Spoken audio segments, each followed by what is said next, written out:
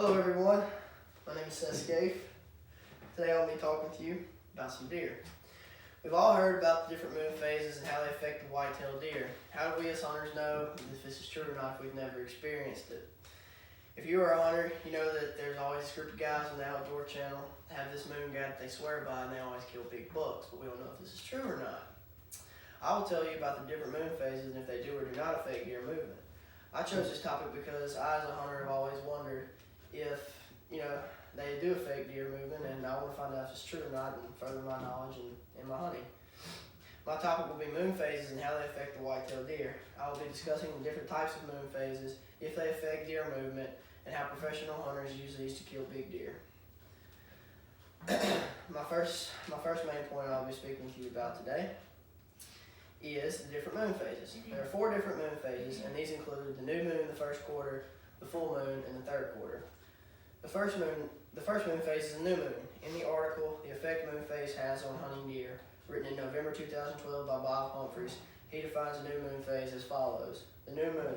The moon is in the sun's shadow and is illuminated only by reflecting the light from the earth. It's dark outside. The next moon phase is the first quarter. Humphreys defines this as the moon's orientation to earth, and it allows for the right half to be illuminated by the sun. The third moon phase is the full moon phase.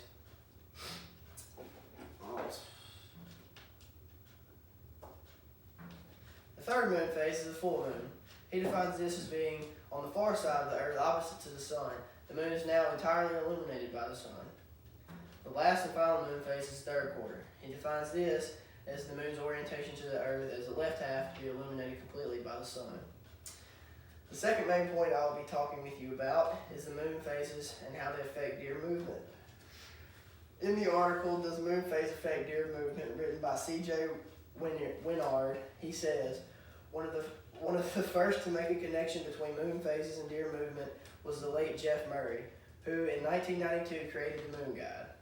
This Moon Guide picked the best days, times, and locations for hunters. It also tells you whether your time of field should be spent in bedding areas, transition zones, or feeding spots.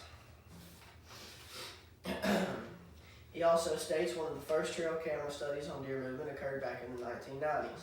The results concluded there were no significant differences between moon phase and deer movement. But this trail camera study and many others like it are biased. Why are they biased? Because they use corn or any kind of bait.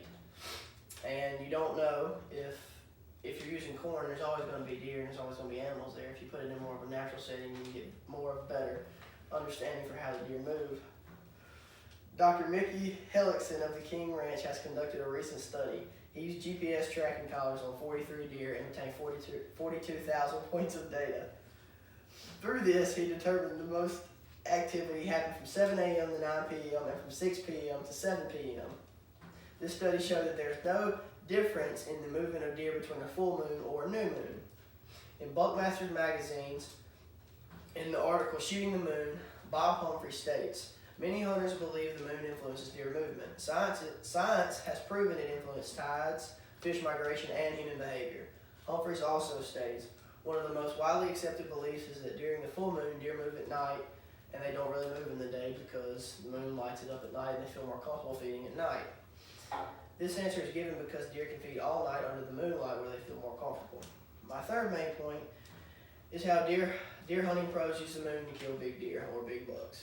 In the article, How Deer Hunting Pros Use the Moon to Kill Big Bucks, written on October 23, 2019 by Mark Keaton and Tanner Enfield, Mark Drury states, my favorite time of each year, regardless of time of deer season, is the full moon, the 7 days that precede it and the 7 days that follow it.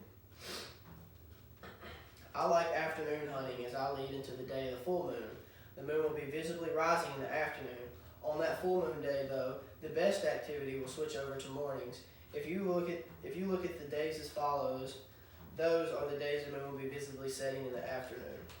Keaton and Enfield also state that Georgia hunter Chad Day, who has spent a decade studying deer behavior via a network of trail cameras, suggests that a waxing moon overhead in the early evening coincides with the movement of mature bucks.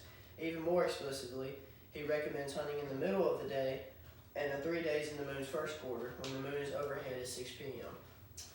There is some evidence that tells us the deer that deer is over 3 times more likely to be active between the new moon and the full moon. Some results were even greater for September, when almost 50% of sightings of big bucks happened in a 3-day time period that was predicted by Day's theory.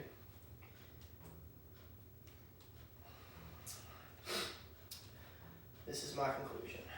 Deer are wild animals, and when they want to get up and move or eat, they will. Some of the studies I mentioned earlier have proven that some moon phases can affect deer movement.